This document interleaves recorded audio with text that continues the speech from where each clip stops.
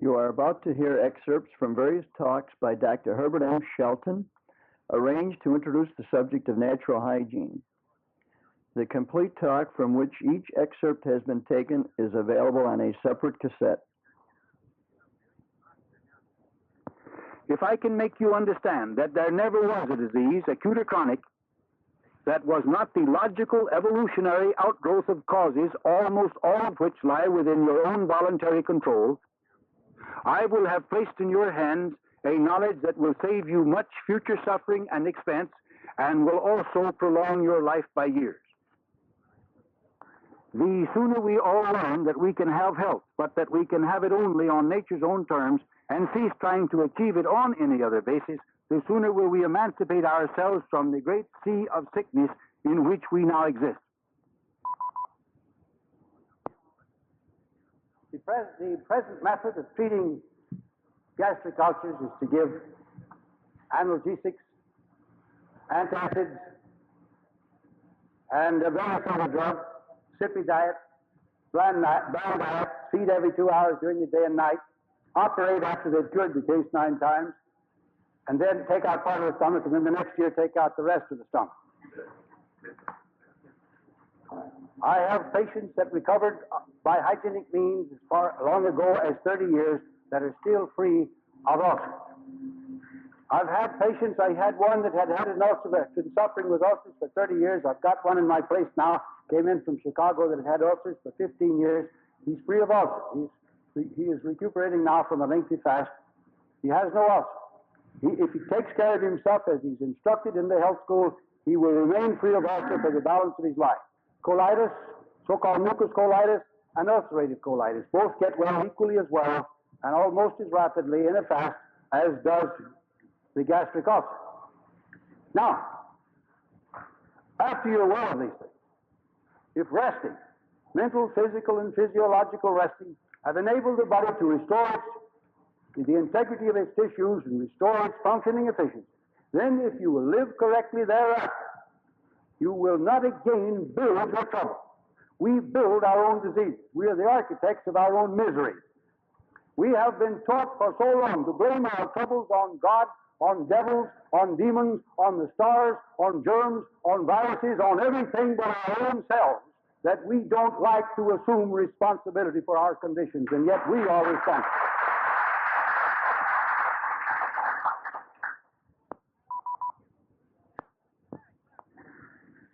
If a person has not lived according to the laws of nature and is really ill, do you believe you can bring this patient back to health within a reasonably short time by following natural laws on you? I didn't tell you the things I believe. I've been in practice for 41 years. In that time, I've cared for between 30 and 35,000 patients. I know what we can do. I've seen cases that were pronounced hopelessly incurable, restored to excellent health. I know that sometimes we get cases that have already reached the stage of irreversibility, and nothing will bring them back to health. But I also know that before they reach that stage, they can all be restored to health if they will adopt a hygienic plan and stick to it. How can you replace antibiotics with your method? We don't want to replace them. They are the effort to replace nature's own methods. Our methods, the hygienic methods, are the originals. They're the ones that man used, and all the animal kingdom used. They're part of life, as I tried to point out. Any effort to use anything else is the effort to replace the normal ways of life with abnormal ways. The wholesome ways with the unwholesome. The non-toxic with the toxic. The antibiotics are simply toxic substances. That very term antibiotic means opposed to life. And while they try to make you think that they're opposed only to bacterial life, they're also opposed to cellular life. And the number of deaths that have occurred from the use of antibiotics throughout the world, and nobody knows how many, those that have been reported are supposed to be only a small percentage of what has actually occurred, have amounted to a worldwide slaughter. We don't want to replace a thing like that with something equally as slaughterous, but we want to replace them, or rather displace them, by a return to the normal ways of life. Making it possible for you to come to you with what I believe to be one of the most important messages that can be brought to anybody. The most important thing that I want to impress upon you this evening is that health or disease may be ours by choice. Now, what do I mean when I say that these may be yours by choice, either the one or the other? In the past, you have been taught to believe that whether you were well or sick was more or less a matter of haphazard. If you were well, you were merely fortunate. If you were sick, well, then you were unfortunate. It was a thing over which you had little or no control. So when you became ill, you sent for a physician or a doctor of some kind to treat you with one kind of treatment or another. If you recovered, he was a great doctor. If you died in spite of his efforts to save you. This is about the sum and substance of what you have been taught in the past. You might avoid, according to the teachings, certain diseases by having yourselves vaccinated or inoculated. But they only have vaccines and serums for a very few of the illnesses from which man suffers. So they promise you immunity only against a few diseases. Actually, they cannot deliver even that promise. There is no greater fraud in all the world than the vaccine and serum practice. But nonetheless, that was all they offered you. Immunity to a few diseases by introducing into your bodies, through your skin, substances taken from diseased animals or substances made by culturing and perhaps killing microbes and giving you a dirty soup made up of microbes that were supposed to be the cause of one disease or another. Smallpox vaccine is nothing but except pus taken from festering sores on the abdomen of a previously infected cow. And all they do is to give you a pus infection, making you nice and sick, giving you a very sore arm with enlarged glands and fever and malaise, and sometimes much worse trouble. And they promise you that as a consequence of making you ill, you will thereafter be proof against a worse illness. In other words, they promise to prevent a big disease by giving you a little one.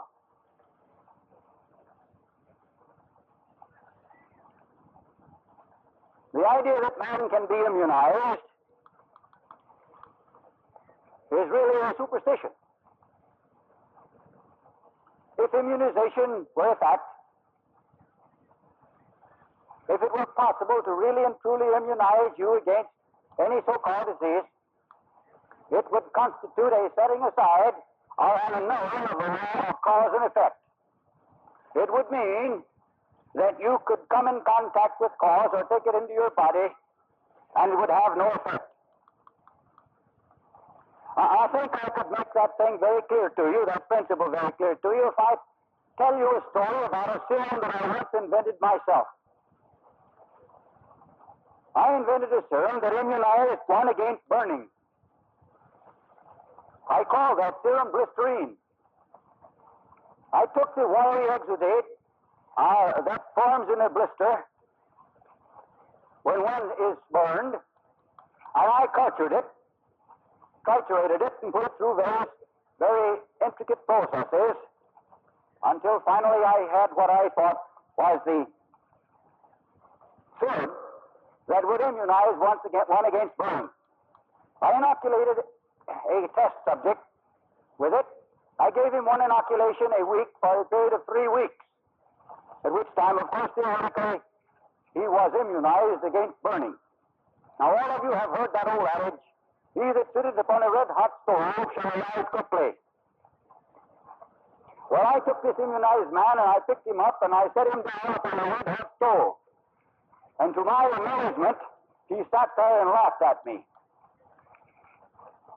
Now, you don't have to believe that story. I don't believe it myself. But it is just as foolish to imagine that you can be immunized against one cause as it is to imagine that you can be immunized against another cause. That the law of cause and effect can be set aside by pus from a sick cow, by putrid serum taken from a sick horse, by a dead bug squirt made of dead germs of one kind or another. And that by putting these filthy things into your body, the law of cause and effect can be set aside and you can be immunized against illness. Only very superstitious people can believe that. Now, they may be highly educated. They may call themselves scientists. They may be highly respected. They may be very intelligent. And they may be very good men and women. They may be sincere and honest. But they still are hugging a delusion. When I come to you this evening and say that health and disease may be yours, either the one or the other as you yourself choose, I do not offer to you a program of immunization. I do not come to you and say that we will know the laws of life, that we'll set them aside and we'll do as we please and have health in spite of cause. I would not insult your intelligence by promising you any such thing. But what I do want to say to you is that whether you have one or the other depends upon whether or not you supply the conditions of the one or of the other. The laws of life never change. They're unalterable, they're immutable, and they're eternal. And they're just as sure and certain in their operations as any of the laws of this universe. An old professor once made the remark that a man who jumps from a tall building does not violate the law of gravity, he illustrates it. The same thing is true with us in doing other things. We do not violate any of the laws of life. It is impossible to violate a law. It is only possible that we illustrate them. The same chemical affinity that preserves a stick of dynamite under one set of conditions explodes that stick of dynamite under a change. Then I don't have to do so good. I judge from the remarks of the chairman that not all of you are members of the Rochester Natural Hygiene Society. Perhaps you do not even know what hygiene is. Oh, I know all of you have been to school and you've learned the things that were called hygiene in your school books. You know how to brush your teeth and how to wash your hands and take a bath occasionally, at least every Saturday night. You know those things. And that's what you learned as hygiene in high school and in grade school. But that is not what we mean by natural hygiene. And I might say that all the hygiene there is natural. And the only reason we add the term natural to our term hygiene is to distinguish it from the spurious type of hygiene that is commonly taught in our schools and colleges. At the time the system known as the hygienic system came into existence more than 130 years ago, attention to hygiene was not known. No attention was given by the various medical professions of that time to hygiene. And when the hygienic system was originated and promulgated, it made rapid progress among the people, despite the opposition of the medical professions, with occasional exceptions in those professions.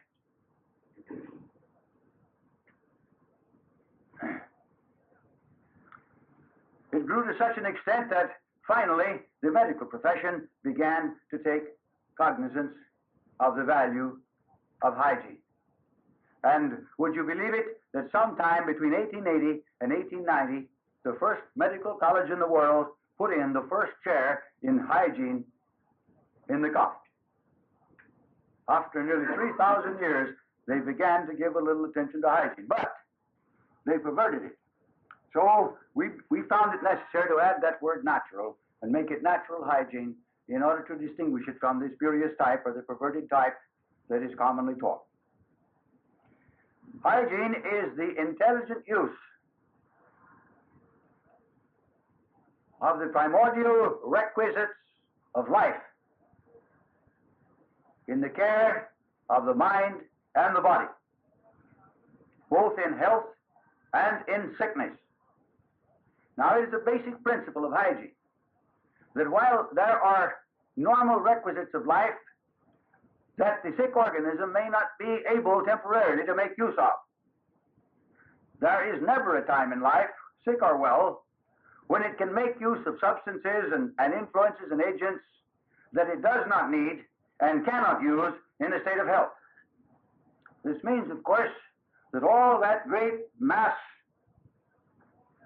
or catalog of poisons that is contained in the pharmacopoeias of the world and that are employed or have been employed in the treatment of the sick by the various medical professions, all of which are poisons, as I have mentioned, have no value either in health or in sickness.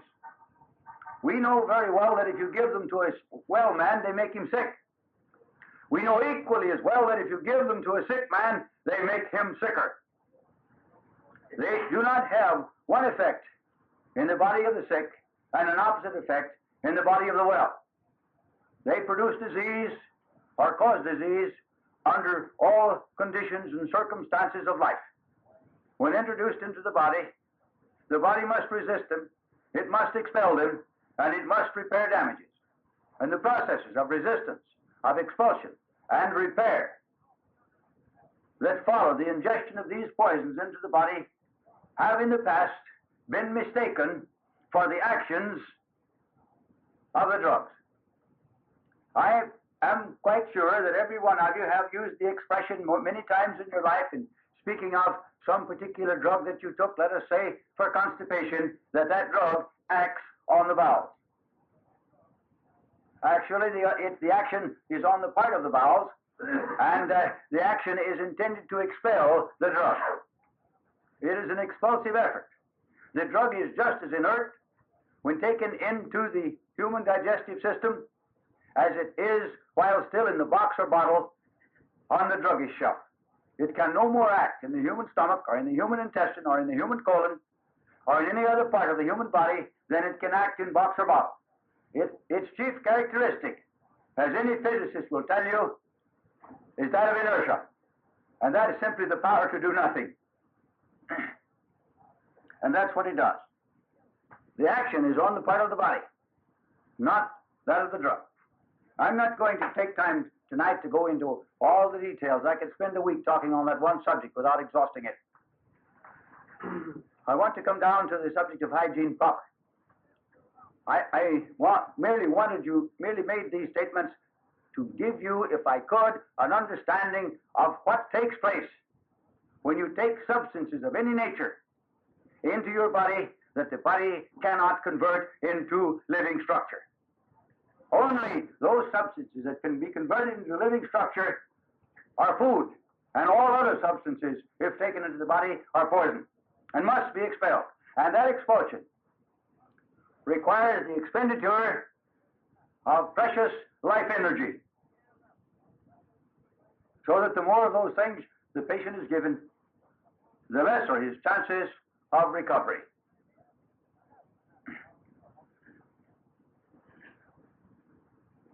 To recover health, and that is what the majority of people today are interested in, because almost everybody is sick.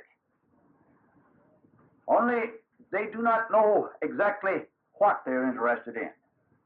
They know that they would like to be well. but they want somebody to make them well. If somebody could bore a little hole in their head and put a little funnel in there and pour health into them, they'd be very happy to pay good prices for it.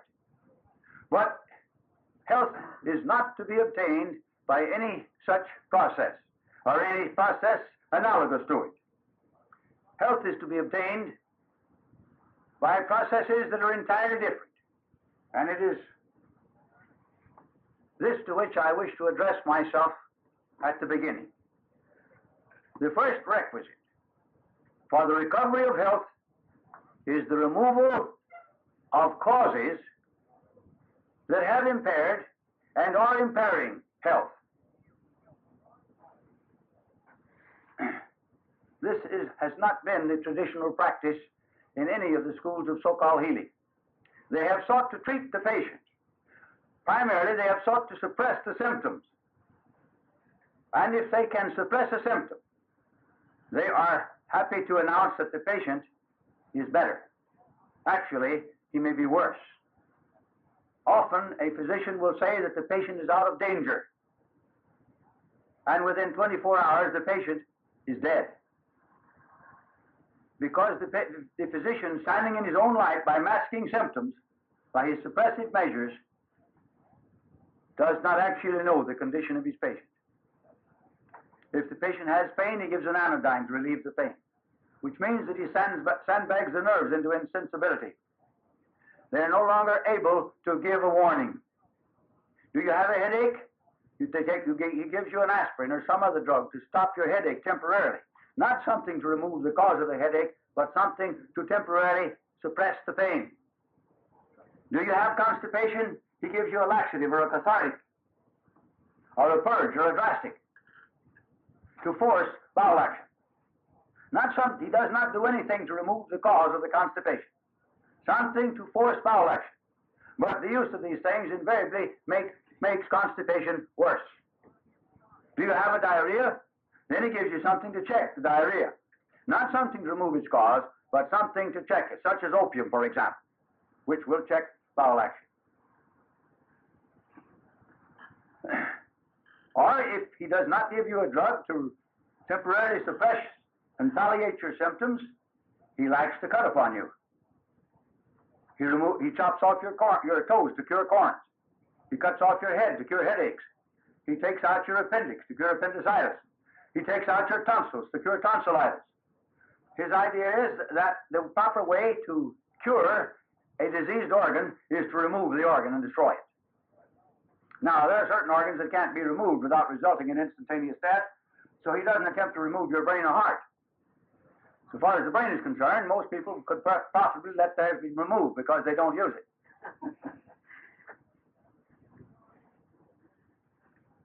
If they did, they wouldn't submit to the practices that I'm describing.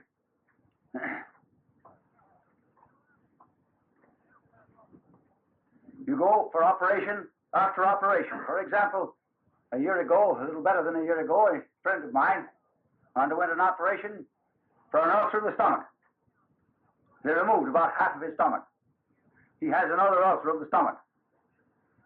They didn't remove cause. They removed part of the stomach. So, he has another ulcer. Now they want to operate, take out the rest of the stomach, and unite the esophagus with the duodenum. But they still haven't removed cause. If they do that, there is nothing to prevent the development of a duodenal ulcer, which will call, of course, for another operation. The surgeon is rarely satisfied in a given case. He starts out with the idea that I'll restore this man to health by taking him apart piece by piece and consigning him to the garbage pail. So he gets his teeth, and he gets his tonsils, and he gets his gallbladder, and he gets his appendix, and he gets his prostate gland and his seminal vesicles. If it happens to be a female, he gets her tubes and her ovaries and her womb.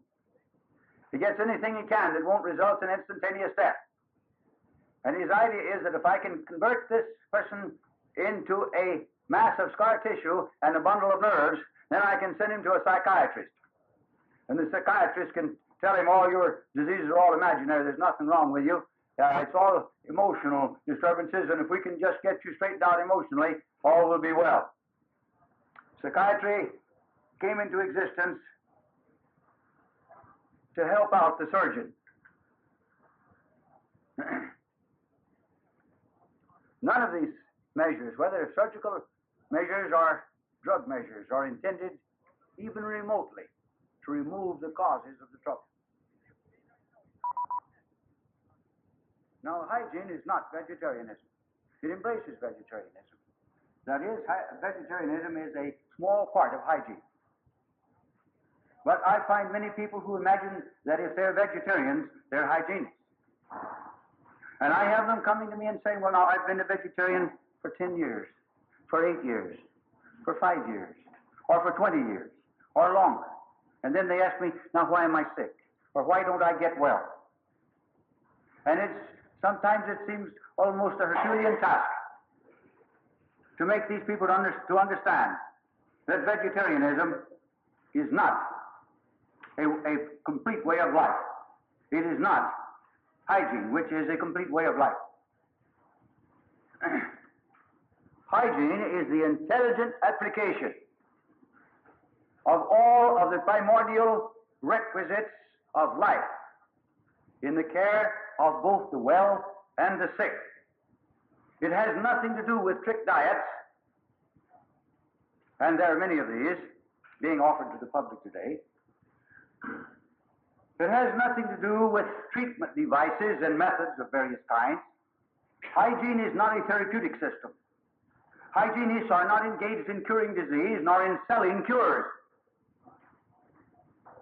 I know that when the question period comes this evening, and I get your questions up here, and we start to read them off, I'm going to get many questions that will run about like this. Will hygiene cure arthritis? Can I cure a tumor of the breast without an operation? Other questions of that kind are going to come up with that word cure in it. Now, if you're a genuine hygienist, you have gotten away from the ancient belief in cure, which belief originated with the ancient shaman. And the ancient shaman was identical with the modern voodoo practitioner. Shamanism, voodooism, medicine, they were all one. And it was the ancient shaman or the ancient voodoo practitioner that conceived the idea that disease can be cured or that it should be cured. Hygienists are not interested in cures.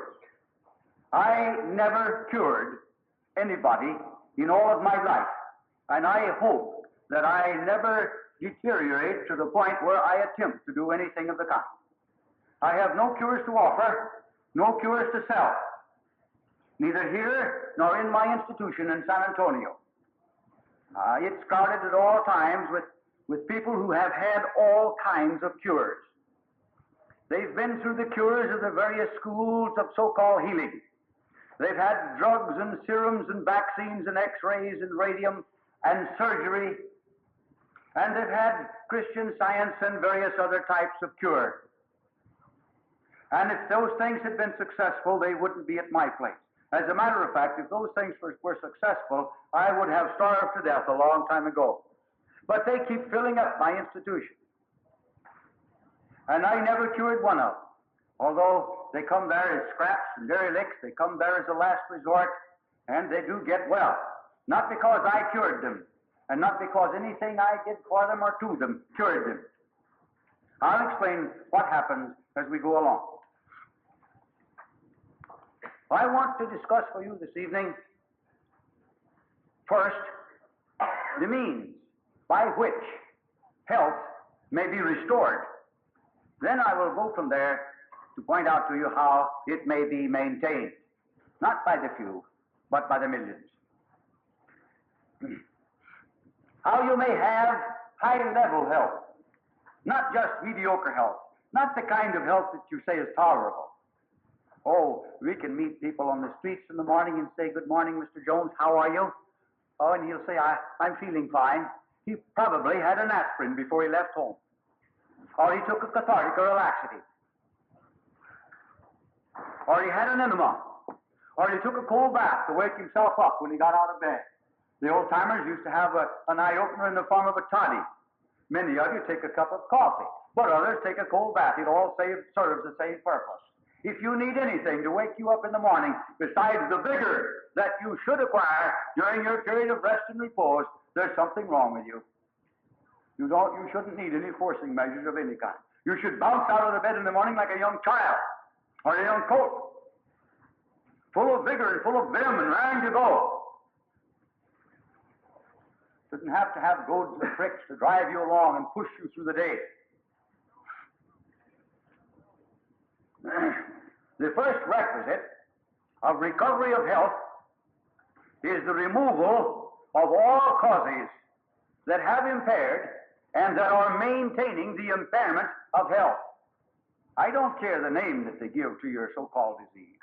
Your so-called disease is a complex of symptoms. And they name it one disease or another disease, largely according to what particular symptom or 2 or 3 symptoms predominate. But you will discover if you take any standard work on symptomatology of the various diseases and read over the symptoms of these various diseases, you'll discover that the symptoms are all very much the same. Imagine the number of diseases in which you have fever, a coated tongue, a bad taste in your mouth, rapid breathing, rapid heart action, pain somewhere in the body, constipation or diarrhea, or the one alternating with the other. Imagine the number of acute diseases that present these symptoms, and they're distinguished one from the other by 1 or 2 other symptoms. It's a mere complex of symptoms. You're sick, in other words, and it's sickness you're dealing with, whether it's an acute disease or a chronic disease, and these names are used to becloud and confuse both you and the practitioner. So I do not care the name that is attached to your trouble. If we can find and remove the cause, neither the name nor the symptoms amounts to anything. And that is the first requisite of recovery of health. Remove cause. Imagine trying to sober up a drunk man while he continues to drink. It's just as foolish as trying to restore a man to health while he continues to produce his sickness by his indulgences and practices day by day. You build your own diseases. You're the architects of your own misery. And so long as you continue to build it,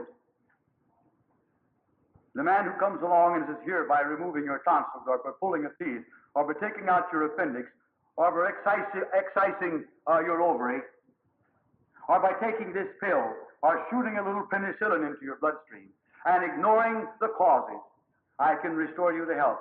That man is practicing voodooism. He may be highly scientific. He may be a university graduate. He may be regarded as one of the leading scientists of the world. It doesn't make any difference. There's as much voodooism in the minds of scientists today as there is in the minds of the layman. Our civilization has not yet been enabled to divorce itself from its ancient heritage of voodooism.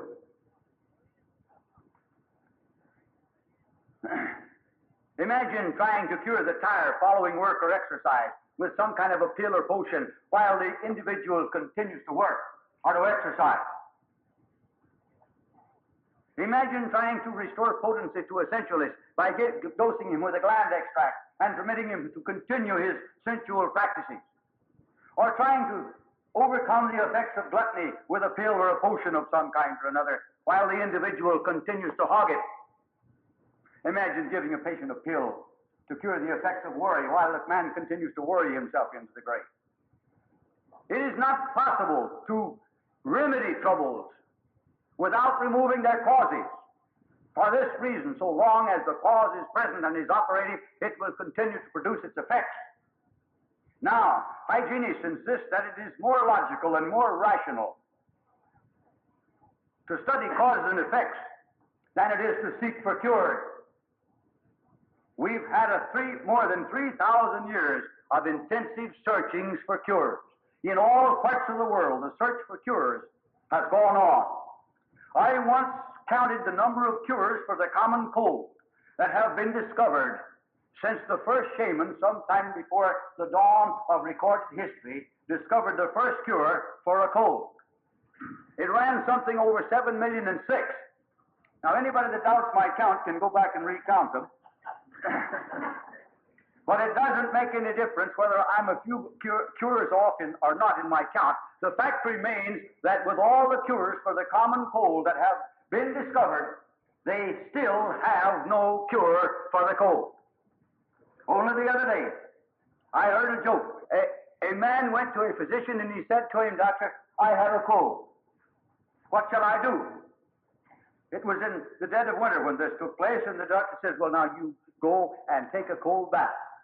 And while you're still wet and still unclad, you go out into the icy blast of winter and stand out there for half an hour."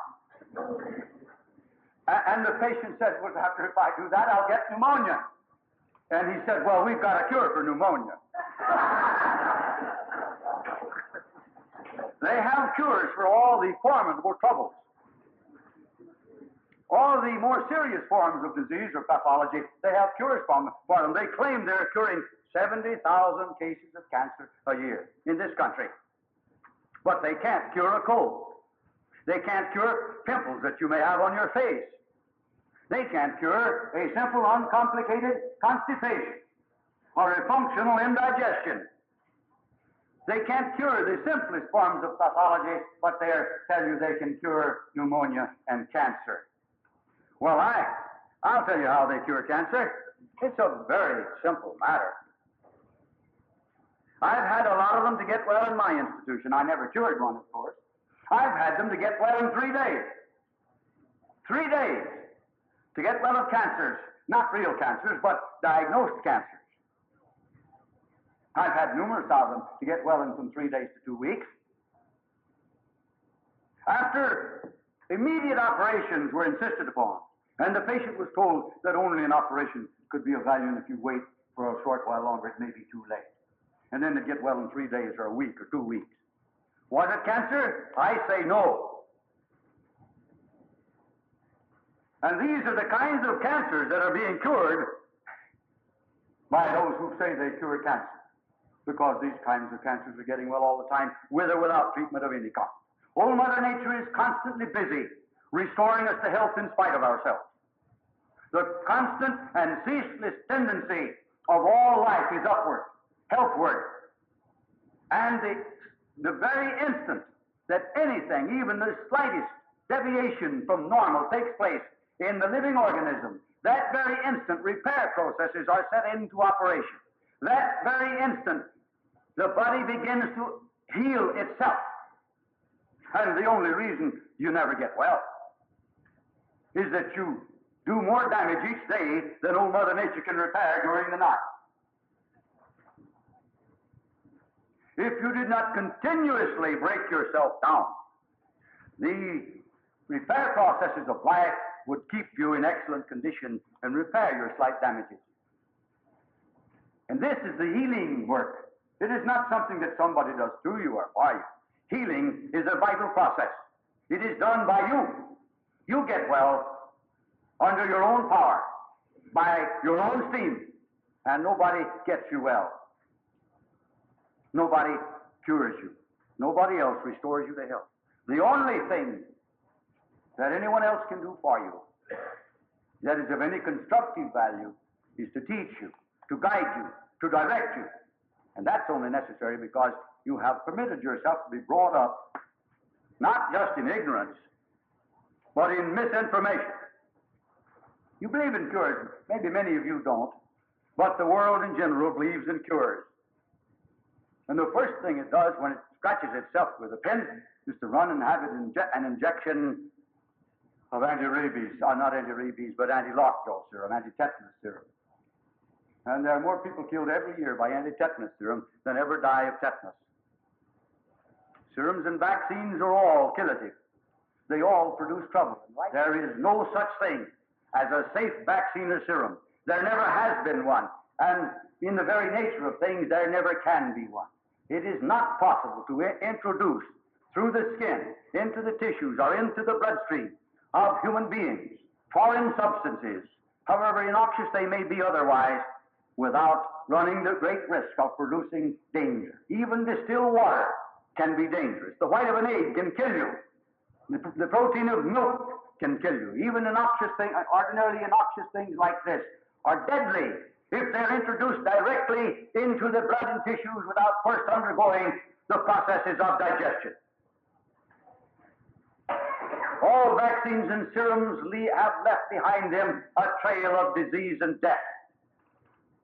And there is not a vaccine or serum now in use, or one that has ever been in use. From more than 3,000 years ago, when they first began to use them, I mean the medicine men of savage tribes used vaccines and serums long before our so-called scientific physicians took up the practice. The first vaccine used against smallpox, for example, was made from the zebu cat, which is a form of cow or cattle that lives in India, and was used 1500 BC to prevent smallpox. There has never been a vaccine or a serum that has ever prevented disease, any disease that it has been given to prevent. With this exception, all of these vaccines and serums have killed many people. And these people that have been killed have been saved from further disease. They have been protected by the immunizing potency of death.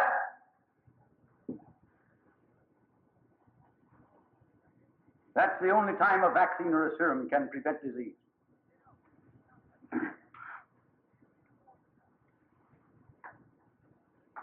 These things do not remove cause. How can you prevent disease without avoiding its cause? Do they know the cause of polio? Oh, they tell you they know 4 viruses, and they think there may be more that cause polio. Well, if such viruses exist, they're with us all the time. They've been with us all down the ages.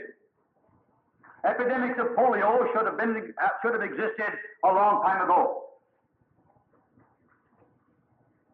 They should be with us every summer, all through the year in all parts of the country. And it shouldn't be just a handful of people in each community that develop polio. We live in a notion of these viruses, if they're genuine articles. I think they brought viruses into existence merely to save the tottering germ theory. They had so many diseases that they couldn't find the germ for, that they had to have something to save it. Now, the word virus is a very old word. It goes all the way back to the Sanskrit. In French, in Latin, and in Sanskrit, also in Greek, as well as in English, it has always meant poison. Any poison is a virus. But they give you a virus today as though it were a living organism. In one breath, they'll tell you viruses are not living organisms. In the next breath, they're talking about them as though they are living organisms. They tell you that they're shooting dead viruses into you to prevent polio. I do not know just how a dead virus can prevent live viruses from doing their work. But the medical profession probably has some kind of an explanation. To avoid polio, or to avoid any other disease, it is necessary to avoid the causes that produce it.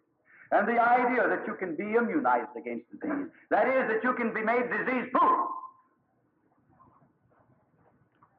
is an idea that, if it were true, would involve the suspension of the law of cause and effect. Are any of us here this evening foolish enough to believe that the law of cause and effect can be suspended?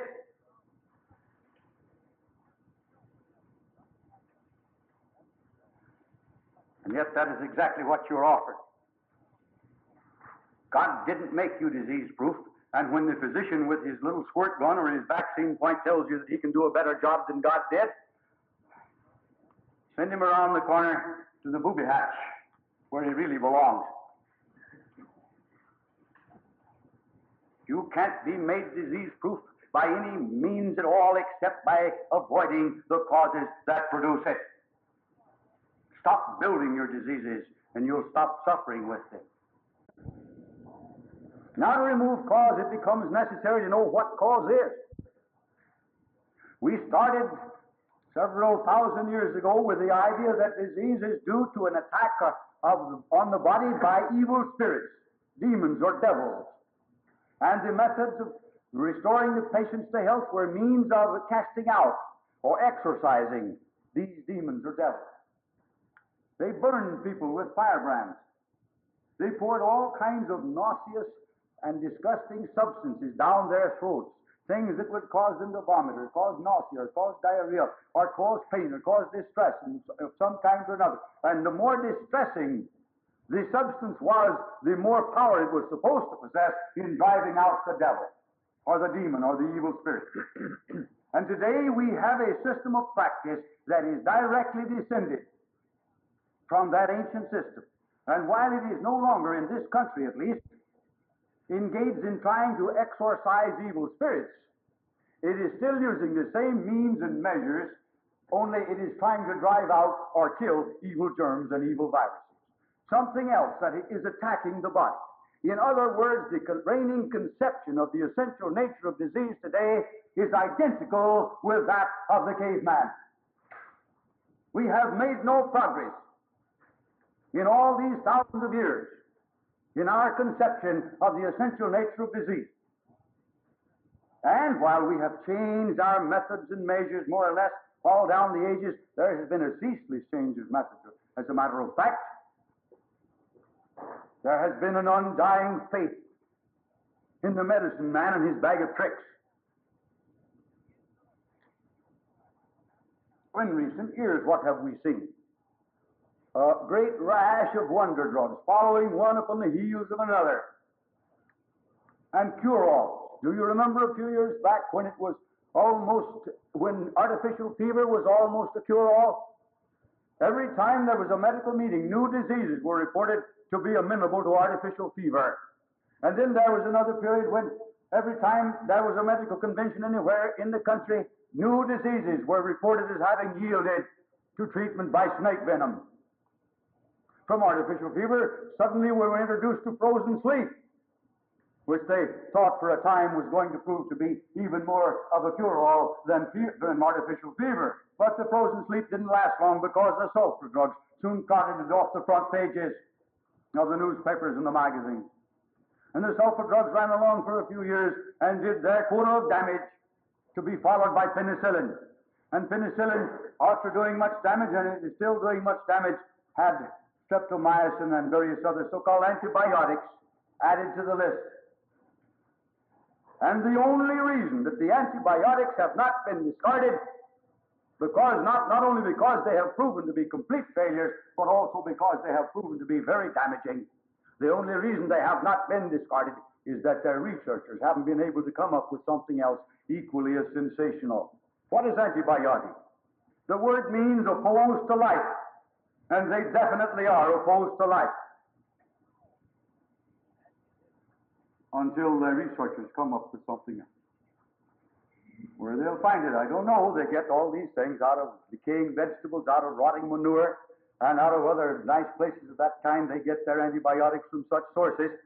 What they'll get them from now, I don't know. For thousands of years, they've been using all the dregs and scum of earth and sea to pump into the human body and to pour down the protesting throats of sick people in an endeavor to cure disease. They once had an adage in Latin. They still follow it, even though they don't use the adage. And I'm going to give it to you in English. Where there is poison, there is virtue.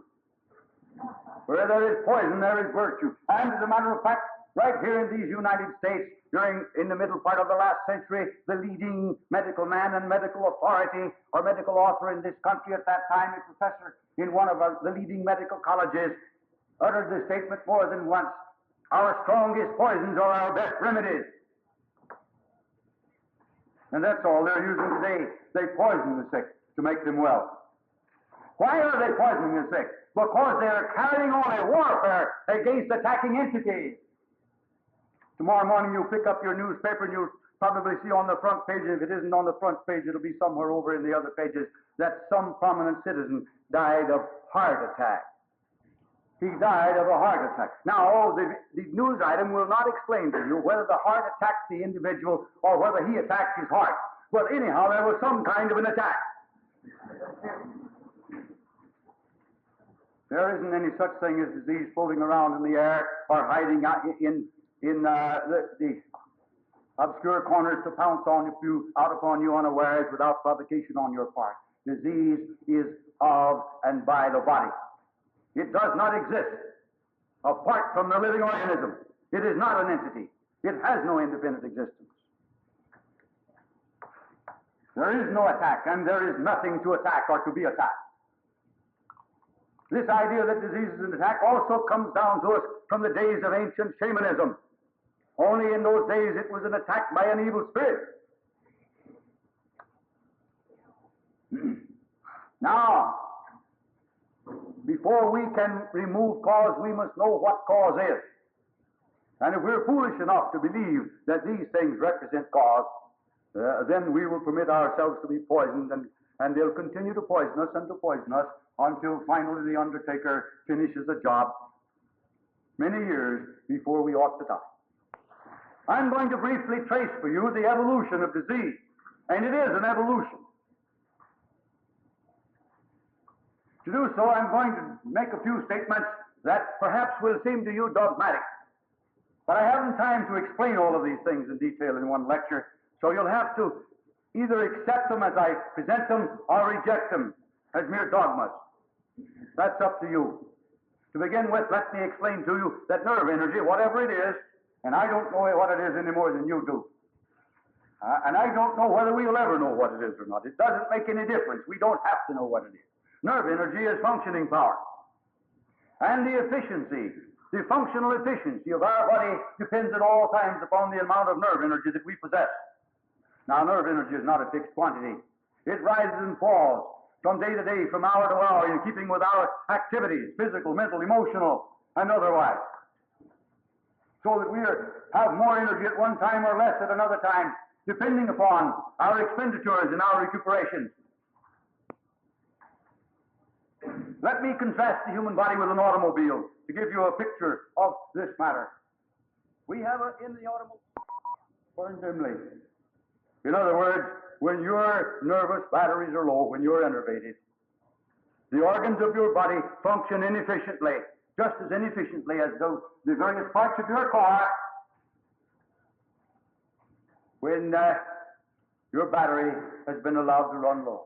Enervation, or a state of lowered nerve energy, is brought on by a mode of living that uses up nerve force in excess of our ability to recuperate it or regenerate it during the hours that we allot to rest and repose.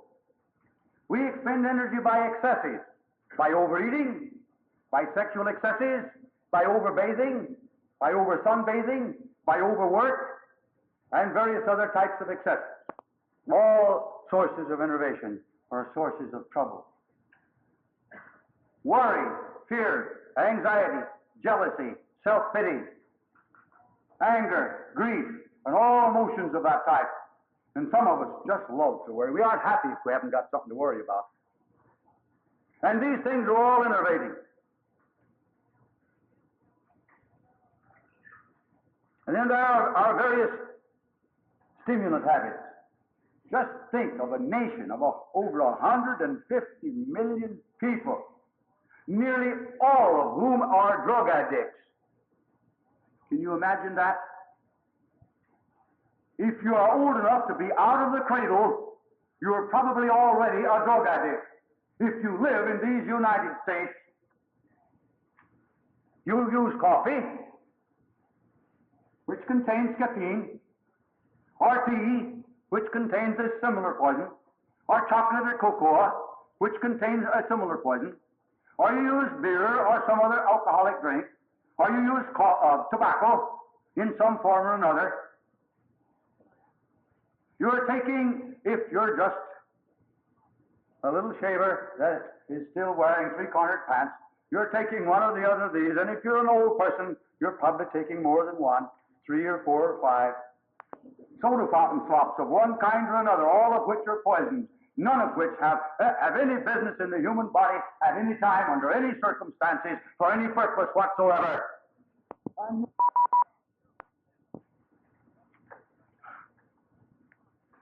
These things enervate. These poisons have to be removed from the body. They have to be resisted and expelled. And the processes of resistance and expulsion use up precious energy of life, producing enervation. And the more you're stimulated by them, the more enervated you become. Then there are other drug habits. How many of you carry aspirin in your purses? I know thousands of people do it. And you can buy aspirin today in the hot dog stands. 3 little aspirin tablets in a little cellophane package up on a little card. You can buy them in the hot dog stands. You can get them in the grocery stores. You can get them all over the country, even selling them in the filling station. That indicates to you how common is the use of these things. You have a headache, and instead of saying to yourself, now, why do I have this headache? What have I done to produce it? What must I cease doing in order to avoid it? You take an aspirin and sandbag your nerves into insensibility. And the sale of a substance of that kind is equally as great. Millions of dollars are made every year from the sale of drugs that are intended to give you a temporary relief from discomfort and distress that follows your indiscriminate eating. So you had a meal that no digestive system on the face of the earth could digest with any degree of efficiency. You dumped your food in indiscriminately and haphazardly. The mixture is such that the digestive enzymes cannot possibly handle it. You have no just regard for the limitations of those enzymes. And you dump your food in such a way that you have indigestion, you have gas, and you have pain and distress and discomfort. So you take a pill instead of reforming your mode of eating. Sometimes all you need to get away from that constant distress after meals is just to change your food combined. The first properly combined meal is often enough to put an end to it. That is, assuming that you continue to combine your meals properly thereafter. Now, wrong combinations of food are not the only causes of indigestion. Don't get that idea. But what I want to point out to you is that our eating practices are such that they keep us at all times in discomfort and distress. And instead of changing our eating habits, we palliate our symptoms with drugs of one kind or another. And this also is enervating. But it's an evil in another way. It gives us temporary relief from our distress and encourages us to neglect or to ignore the causes that are producing the distress. And that is the evil of all methods of treatment. Even though there may be a certain measure of good in some of them, such, for example, as Christian Science, which gets you away from your fears and worries, it has its good side. But it causes you, if you take it seriously, to ignore the genuine causes of your trouble. Trouble that it denies even exists. So that is the evil that exists in these things. But we are innovating ourselves by our use of constipation cures and things, drugs to give us relief from our gastric distress after eating, and headache remedies and the other types of so-called remedies. They remedy nothing except the depleted purses of the people who sell them. We innovate ourselves. Then we innovate ourselves with 1,001 other forms of treatment. I remember when I was in college and we studied massage for a while, and then we began to give each other massage for practice. And I got down on the massage table, and a student got on one side of me and another student on the other. But I'm not coming to that right now. I'm interested in impressing upon you the importance of avoiding all causes of innovation. Because innovation checks function, it lowers function. It lowers physiological efficiency. And among the functions that are lowered or checked is that of elimination. Now the human body is a poison factory. Every living organism is a poison factory. From before birth until the time of death, every action of every cell and every tissue and every organ and every system in your body is turning out waste matter, all of which is poisonous. It is in continuous process of formation in the body. And normally, it is as continuously removed from the body by the organs of elimination. So long as these organs of elimination can function normally, they keep the bloodstream and the lymph stream sweet and pure. And the tissues are freed of toxins and they remain healthy. But when the organs of elimination begin to lag in their functions, a certain amount of these wastes are held up in the tissue, in the bloodstream, and they accumulate in the blood and lymph and tissues, producing the condition that we designate toxemia. Now, what is toxemia? It is a condition of self-poisoning, a true self-poisoning, resulting from the retention of body waste. Innovation checks elimination. Checked elimination results in the retention and accumulation of body waste, and that produces toxemia. But elimination also, besides checking excretion, which is elimination, checks secretion. That means that our digestive secretions are inadequate.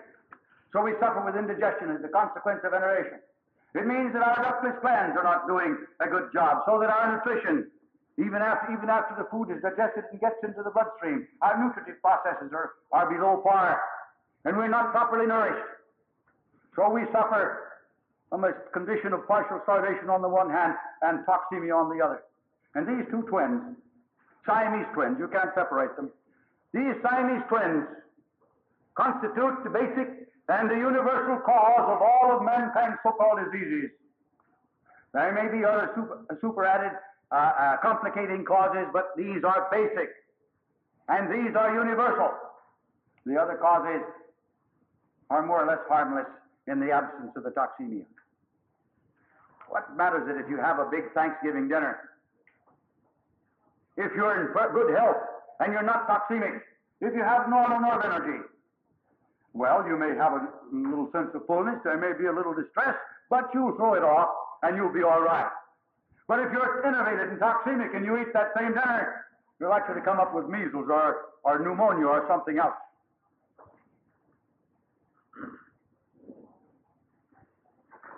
So our superadded causes are effective in producing trouble or in inducing greater trouble only if we're enervated and toxemic. Now, how are we to remove these conditions? In order to get well of our trouble, there are three major needs of recovery. First, we must eliminate toxemia. Second, we must restore normal nerve energy. Third, we must correct the mode of living that is responsible for the enervation and toxemia. How do we do this? Well, in the first place, we need some means of immediately increasing elimination. And how are we to do it without first increasing our supply of nerve energy? It can be done. Now, the human body has means of switching its energy from one place to another. As, for example, you eat a big meal and go to bed and take it easy. Or you eat that same meal and go out and run for 4 hours. If you go to bed and take it easy, at the end of 4 hours, the meal is practically completely digested. If you go out and run for 4 hours, at the end of 4 hours, almost no digestion has taken place. You can't divide your attention in that way and do it efficient and carry on your functions efficiently. So when we stop activities that are regularly carried on, we immediately increase the amount of energy that is available for use through the eliminating organs. When we stop our patient from working, from running around, walking, talking, believe me, you can sure innervate yourself by talking. When we stop that, put the patient to bed and make him rest, there's an immediate increase in elimination because there is more energy now available for use through that channel. In other words, the energy that is customarily expended in these other activities is now available for use in the work of elimination. If we poise the patient's mind, if we get him to cut out his worry and his anxiety and his fear and his grief and his jealousy and all of these things, which isn't by any means an easy task, but it can be done slowly, then the energy ordinarily expended and wasted in these ways is immediately available for the work of elimination. If we cut him off from his tobacco and his coffee and his tea and his alcohol and his soda fountain slops and the various other things that he takes into his body and stops that waste of energy through the stimulant practices, all the energy commonly wasted in that way is immediately available for the work of elimination. And then, if we stop him from eating, you'll die no before noon if you don't have breakfast, but we stop him from eating. That means that the entire digestive tract, including the liver and the pancreas, along with it, has less work to do. And all the energy commonly expended in handling this huge meal that you spend 8 to 12 hours a day eating is conserved to be used elsewhere. If I take a patient who has a blood pressure of 160 and a pulse count of 80 a minute, and I put him to bed and stop him all of his stimulants and stop him from eating, within a few days his pulse rate is down to anywhere from 40 to 60. It usually settles after a few days somewhere around 60, and there it stays, except when you jump up and become active. But there it stays. The blood pressure falls. The heart is doing less work. Think of it. 80 beats a minute, and now it's 60. That's 20 pulsations a minute less, pure, than it was doing beforehand. 20 a minute. 60 minutes in an hour means that the heart is pulsating 1,200 times less an hour than it was doing while you were active and eating. 1,200 times less in an hour. Now figure it out. There are 24 hours a day and 7 days in the week, and see for yourself the enormous saving in energy that heart gets from that rest. And not only does the heart rest, but the digestive tract rest, the liver rest, the pancreas rest, the lungs rest, the nervous system rest, the glandular system rest. The whole physiology takes a rest except the eliminating organs, and they work overtime because they've got more energy to do it, and they have lots of work that they've got to do. They're way behind on their work. So they begin immediately, and within 12 to 24 hours after you institute this program, you can see with your own unaided eye, or you can send the materials to the laboratory and have them analyzed and discover through chemical analysis that you have induced a great increase in elimination of toxins from the body. And that elimination continues right on through that fast or that period of physiological rest until the toxins are eliminated. Then the excretions become normal. Slowly they return more and more towards normal until they become normal, and the patient who hasn't had any desire for food up to this time becomes hungry. Then he wants to eat.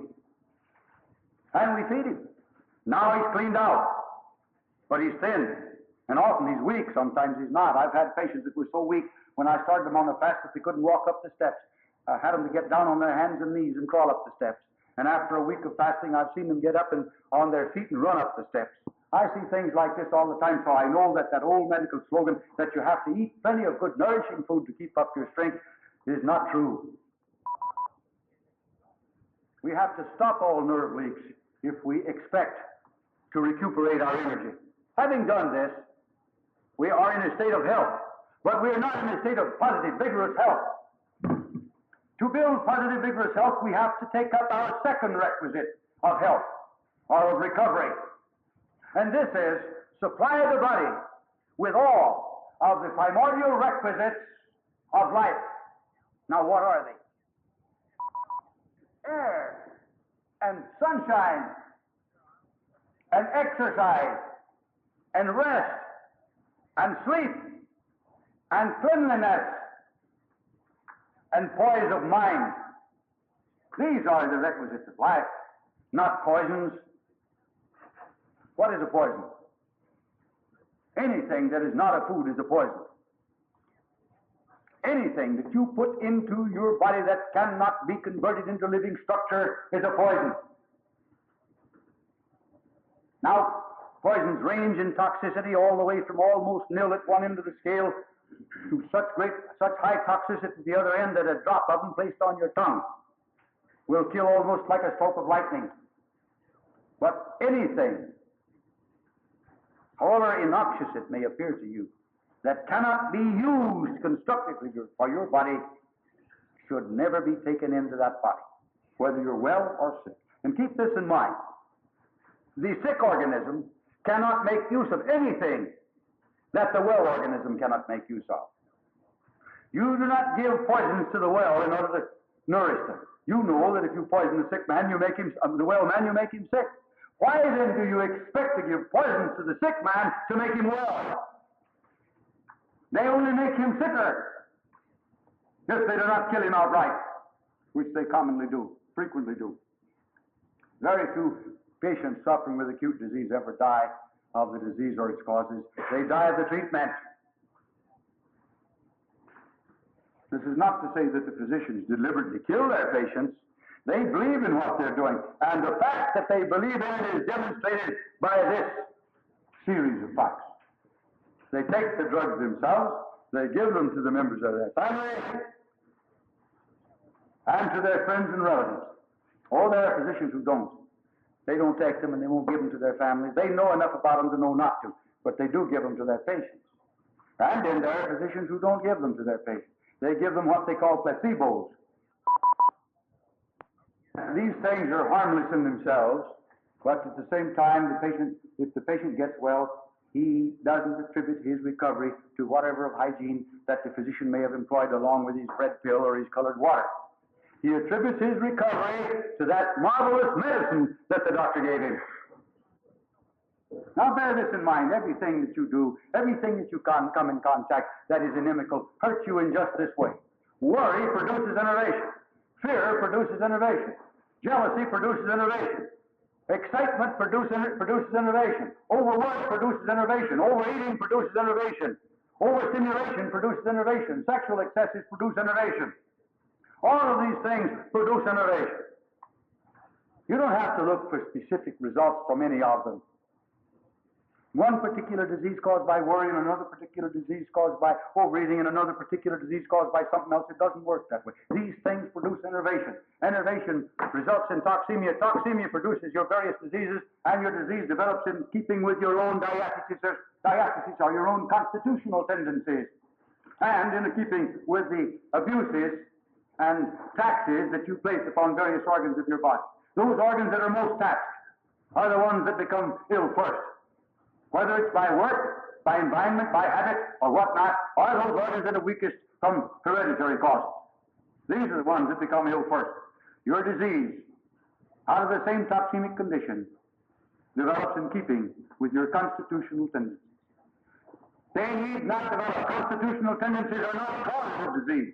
They only determine the kind of disease you have. Toxemia is the cause, and the motivation brings on the toxemia. Correct that motivation. That is important. How? How do you stop smoking? Well, you taper off. No, you don't, because the practice of tapering off gets you down just so far, and then you start tapering on again. Before you know it, you're smoking more than before you started tapering off. There's only one way to stop smoking, and that's to stop abruptly. Oh, you'll be irritable and grouchy for a few days. I've seen men that were so grouchy when they tried to stop smoking and so irritable and nobody could get along with them, and the wife would finally go and get the old man's pipe and bring it and say, "Here, go on back to smoking. I can't tolerate like that." But if he'd just hold on for a few days, he'd eliminate all the accumulated nicotine from his body. His nerves would be repaired, and he'd enter into a new life. And he wouldn't be grouchy and irritable anymore. As a matter of fact, he'd be more cheerful than he'd been for years. Now, if you want some means of stopping smoking that'll make it easy for you, who worries. It's the sick person who's full of fears. It's the sick person who is anxious. It's the sick person who is emotionally upset all the time. Build positive health, and your emotions will tend to become normal. Now let's sum up what I've said. Healthy life depends upon an adequate supply and due proportion of the primordial requisites of life, which consist of food and water and air and sunshine and rest and sleep and activity and cleanliness and mental poise. Disease is built by a mode of living that uses up nerve energy in excess, thus producing enervation, which checks elimination and secretion, which builds the condition we know as toxemia. And this causes our so-called diseases. Recovery of health involves first a restoration of nerve energy, an elimination of toxemia, and a correction of the mode of living,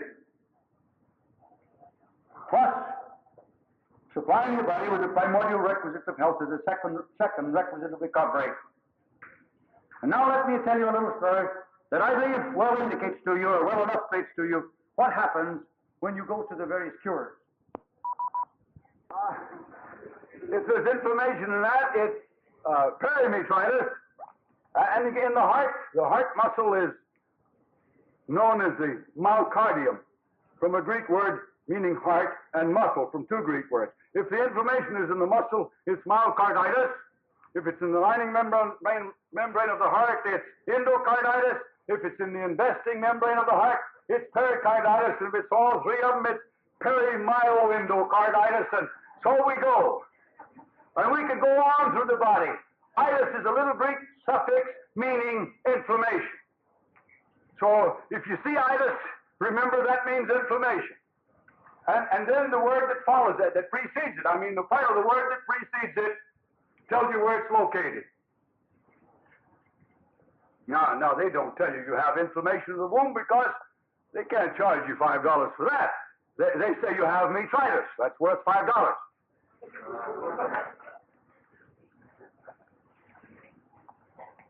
And besides that, if they tell you that you have inflammation of the womb, you might suspect that inflammation is inflammation, wherever it's located.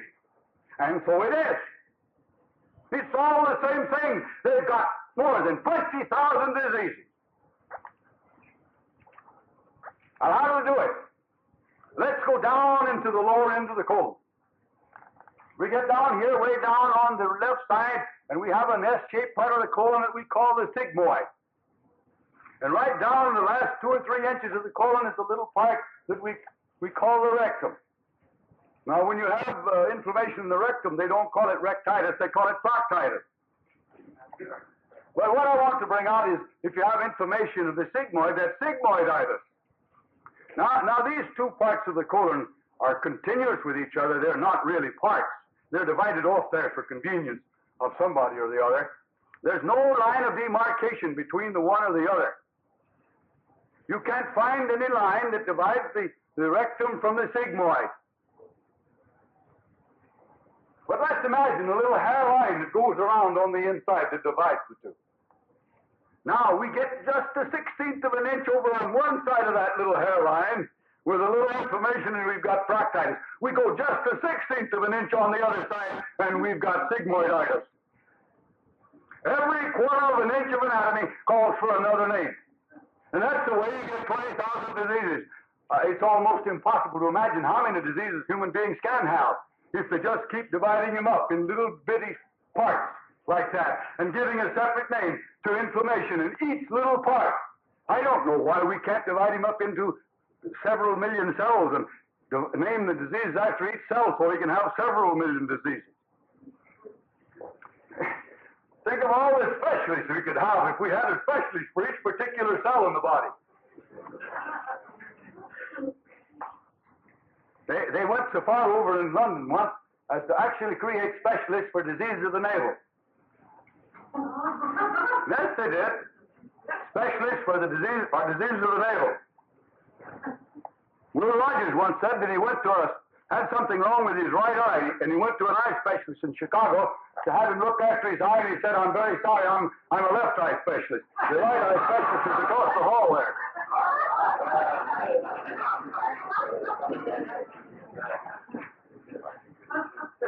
What's the matter with a physician that can't take care of the human body? That he has to parcel it out. One fellow takes care of your eyes, and the other your nose, and another your throat, and another your stomach, and another your womb, and another your big toe, and so on and so forth. When the same thing that will produce inflammation in the little finger on the left hand will produce inflammation in the big toe on the right foot.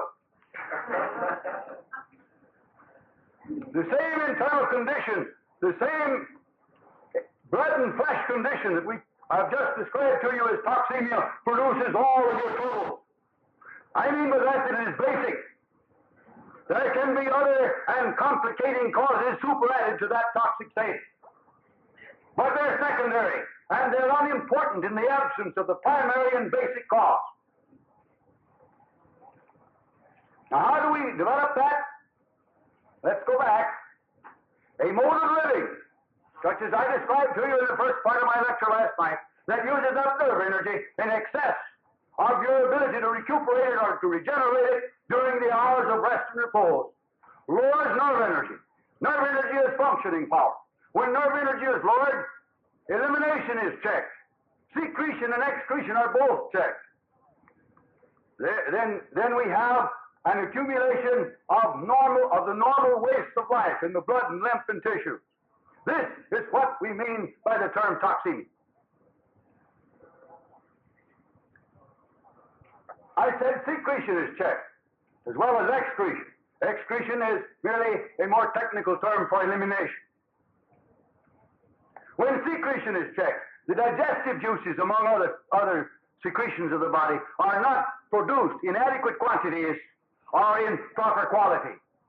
One of the first noticeable signs of this will be perhaps indigestion. Now, a lot of you people go around suffering with indigestion, don't realize you have it because you have no pain, you have no distress, you have no discomfort. You haven't any symptoms that indicate to you that there's anything wrong. Nothing hurts me, I eat anything I want. How many thousands of times have I heard that? And then a year or two later, the same individual comes back and says, I don't know what's wrong with me, I can't eat anything. Everything I eat turns to gas. What do you think has happened to him in the meantime? He's just become a little more toxemic and a little more enervated. And now his symptoms are beginning to show up. But let us keep this thing in mind.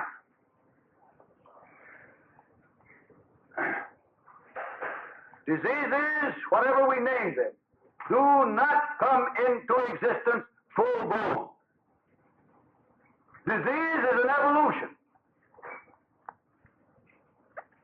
It starts in minute and imperceptible beginnings, and it gradually evolves, step by step, and stage by stage, from that first cold or first diarrhea in infancy to diabetes, or Bright's disease, or cancer, or tuberculosis, or hardening of the arteries, or heart disease, or apoplexy, or some other of the so-called degenerative diseases of later life by the time you're 35 to 40 or 50. All the time that evolution of disease is going on, it is interspersed. Nonetheless, during the past few days, I've had the pleasure of lecturing to most of you, and during that time I have received numerous questions about how to cure arthritis and asthma and various other things. And while I've emphasized to you the fact that I am not engaged in the curing business and that curing disease is a voodoo program, I have continued to say to you, I'm going to give you the details for that Friday. Some of those on the front seat had a great bit of fun out of that, but those of you who were kept asking what to do for this, that, and the other were really trying to run before you learned to walk. It was necessary that you get the preceding lectures before you could be prepared to understand all that you need to understand in caring for yourself with these various conditions that you asked about.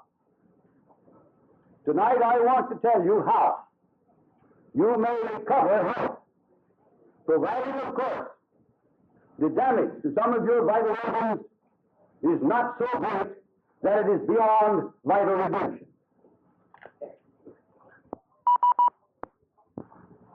Walking down the street the other day here in the city, I passed a bookstore. It was closed. But there were books in the window on display.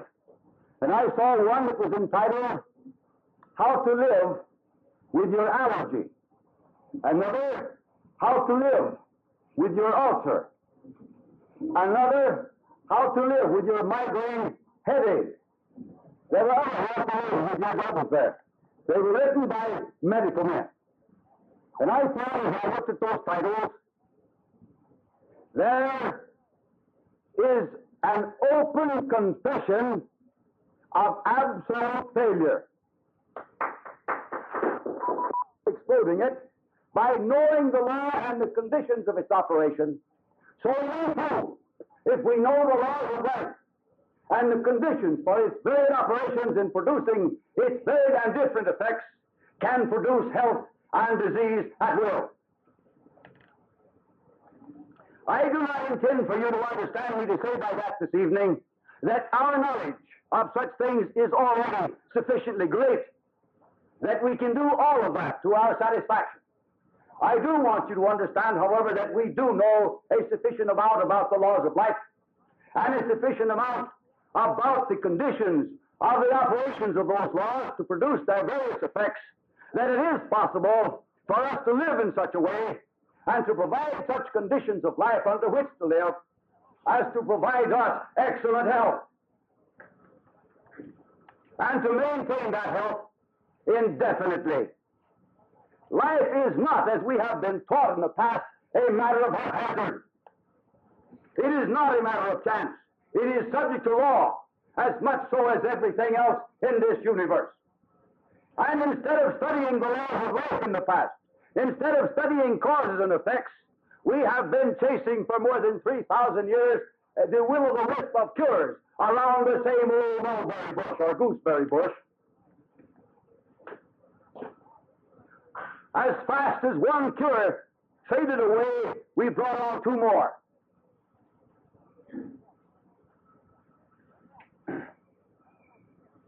The first requisite in the recovery of health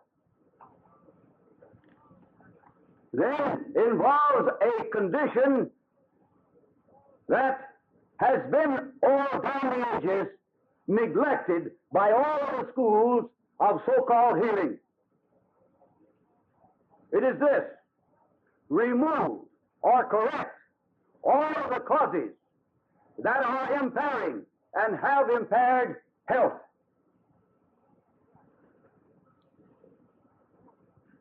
The methods of caring for the sick in the past have ignored cause. As I explained to you on the first evening you were here, the old methods were simply this: if you had a diarrhea, give something to check the bowels. If you were constipated, give something to force the bowels to move. If you had a headache, give something to sandbag the nerves into insensibility so you couldn't feel the ache. If you have gas and distress, take the Bellans or Alka-Seltzer. Treat the symptoms. If you go through a medical textbook on the practice of medicine and take up disease after disease as you go along, you will be surprised at the monotony and the frequency with which a phrase such as this will follow in giving the care of each disease. Treat the symptoms as they arise. I heard it. You see, I heard the other program. That's why I asked the same question. I'm no fool. About yourself, sir, may I ask you, why did you choose natural hygiene? Dr. Shelton. Well, I can't tell you the story that many do, that I chose it because I was ill. I wasn't. I haven't been ill. My life has been more or less one of health. I was a high school boy, and by mere accident, I discovered a magazine devoted to it on a magazine stand one Saturday evening while I was going to the theater. I bought it, I read it, it appealed to my sense of reason, and I started then to study it. Later, I went to college to take it up. I didn't have any idea of using it professionally. When I went to college, I wanted it to get the knowledge really for my own personal use. It was after I got into college and got into the psychology of professionalism that I decided to use it professionally. That was back in, when I first was introduced to it back in 1911. I'm sorry, Doctor. Go ahead. You got it. No, I'm just curious to know. I'm curious to know how, for example, a man like yourself actually not only gets started but continues in a field, I assume, as interesting and as exciting as natural hygiene. Some of the questions, and of course, that I've been asking through the night for the last 2 hours have been, I hope, a little on the provocative side. Now I'm trying to sublimate my own so-called mean streak. The princess here says yes, yes. No, Dr. Shelton here at Bunny's Corner. For example, why this continued wonderful work, and why not branch in, for example, in so many other fields, men, for example, in psychiatry, branch off into whether it be from general practice or so-and-so down the line. In your own case,